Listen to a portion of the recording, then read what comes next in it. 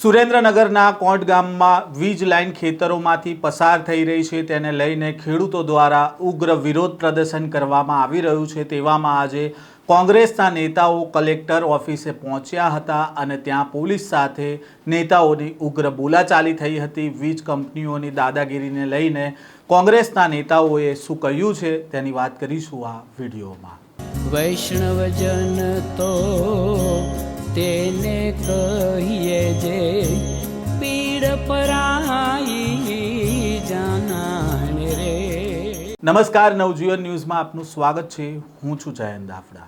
સુરેન્દ્રનગરમાં હાલ ખેડૂતો મુશ્કેલીમાં મુકાયા છે, કારણ કે તેમના ખેતરોમાંથી જે વીજ લાઇન પસાર થઈ રહી છે તેના થાંભલાઓ છે તે લગાવવામાં આવી રહ્યા છે અને જે થાંભલા લાગી રહ્યા છે તેના પ્રમાણમાં જે વળતર ચૂકવવાનું હોય છે તે વળતર છે તે પૂરતું ચૂકવવામાં નથી આવી રહ્યું, તે પ્રકારનો ખેડૂતોનો આક્ષેપ છે। થોડા દિવસ પહેલાં જ્યારે વીજ કંપનીના અધિકારીઓ આવ્યા હતા, આજે કોરિડોરની કાર્યવાહી ચાલી રહી હતી, ત્યારે પોલીસના ધાડે ધાડા છે તે કોટ ગામમાં ઉતર્યા હતા અને જે ખેડૂતો વિરોધ કરી રહ્યા હતા, પોતાના ખેતરમાં જવાના રસ્તાઓ ઉપર તાળું મારી દીધું હતું, ત્યાં પોલીસ દ્વારા આ તાળા તોડવામાં આવ્યા હતા અને ત્યારબાદ જે ખેડૂતો વિરોધ કરી રહ્યા હતા તેમને પોલીસે અટકાયત કરી હતી અને પોલીસ વાનમાં પકડીને બેસાડી દીધા હતા અને પોલીસની જે કાર્યવાહી રહી હતી તેને લઈને ખેડૂતોમાં ભારે નારાજગી જોવા મળી હતી અને તેને જ લઈને કોંગ્રેસના નેતાઓ દ્વારા આજે આહવાન કરવામાં આવ્યું હતું કે ખેડૂતો સાથે તેમણે કલેક્ટર કચેરીએ જશે અને આજે જ્યારે કોંગ્રેસના નેતાઓ છે કલેક્ટર કચેરીએ પહોંચ્યા હતા ત્યારે પોલીસ સાથે ઉગ્ર બોલાચાલી થઈ હતી, કારણ કે કોંગ્રેસ નેતાઓને કલેક્ટર સાથે જે મળવા માંગતા હતા તે મળવા જવા નહોતા દેવામાં આવ્યા હતા। કલેક્ટર કચેરીએ તાળું મારવામાં આવ્યું હતું અને ત્યારબાદ બોલાચાલી થઈ હતી, તેના દ્રશ્ય પણ સામે આવ્યા છે। સુરેન્દ્રનગર કલેક્ટર કચેરી ખાતે જ્યારે ખેડૂતો રેલી લઈને પહોંચ્યા અને કોંગ્રેસના નેતાઓને મળવા જવા માટે ન દેતા કેવા દ્રશ્ય સર્જાયા હતા તેની ઉપર એક નજર કરીએ। શબ્દો યાદ રાખજો। અને બીજી વાત, ખેતરમાં ઉંદેડા આવે છે ને, ફૂંક મારતા જાય છે ને સૂંઘતા જાય છે ને, ધર્મને નજર સમક્ષ રાખીને જે હું જાણું છું એ તમને કહું છું। આ એક જ મિનિટ, આ ખાલી થાંભલાની વાત નથી।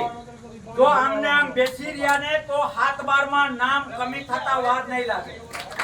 અને બીજી વાત, નૌશીનભાઈએ જે વાત કરીને આ ડિપાર્ટમેન્ટનો વાંક નથી, ગવર્નમેન્ટ જ બદલી નાખો એટલે મામાની આ જમણવાર ને માસી પીરસનારી થઈ જાય, મા પીરસનારી થઈ જાય।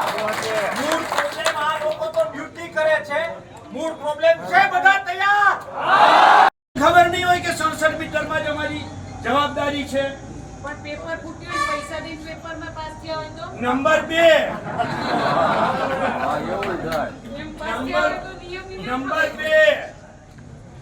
જે જગ્યાએ ગયા, જે તાળું તોડ્યું એ ખેતરમાં આવતો તું ઈ ખેતરમાં ક્યાંય કરતા ક્યાંય થાંભલો કે તાર આવે છે તો ઈ ખેડૂતના ખેતરમાં તાળું તોડવું ઈ કાયદાનો ભંગ નથી।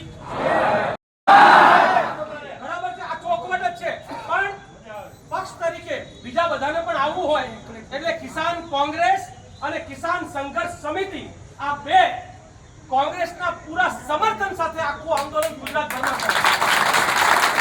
જાણકારી માટે 15 તારીખે આપણે આ પ્રશ્ન અત્યારે પતી જાય તો હોના જેવું આપણને કઈ વાંધો નથી, પણ તમારો પ્રશ્ન કદાચ પતી જાય આજ નહીં તો કાલ થોડા આવે। કોંગ્રેસના નેતા પાલ આંબલિયા, પૂર્વ ધારાસભ્ય નવસાદ સોલંકી, કરસનદાસ ભાદરકા, આ તમામ નેતાઓ છે તે ખેડૂતો સાથે કલેક્ટર કચેરીએ પહોંચ્યા હતા અને ત્યાં પહોંચતા પોલીસના પણ ધાડે ધાડા ઉતારી દેવામાં આવ્યા હતા અને પોલીસ દ્વારા જ્યારે નેતાઓને ઓફિસની અંદર જવા દેવામાં ન આવતા ઉગ્ર બોલાચાલી પણ થઈ હતી। જો કે આખરે કોંગ્રેસના નેતાઓએ કલેક્ટરને આવેદન આપ્યું છે અને વીજ કંપની દ્વારા જે અત્યારે થાંભલા નાખવામાં આવી રહ્યા છે અને જે વીજ લાઇનનો કોરિડોર પસાર થઈ રહ્યો છે તેના વિરોધમાં ખેડૂતોની જે માંગણી છે તે કલેક્ટર સમક્ષ આવેદનપત્ર આપીને તેમને રજૂઆત કરવામાં આવી હતી। અત્યારે જે વીજ લાઇન નાખવામાં આવી રહી છે અને તેનો વિરોધ છે તે સુરેન્દ્રનગરમાં ખેડૂતો છે તે જોરશોરથી કરી રહ્યા છે, તો બીજી બાજુ પોલીસ પર પણ આરોપ લાગી રહ્યા છે કે પોલીસ છે તે વીજ કંપનીઓ સાથે રહીને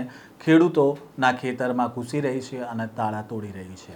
આ પ્રકારના સમાચાર અહેવાલ સાથે ફરી મળીશું। નવજીવન ન્યૂઝ સાથે જોડાયેલા રહેજો।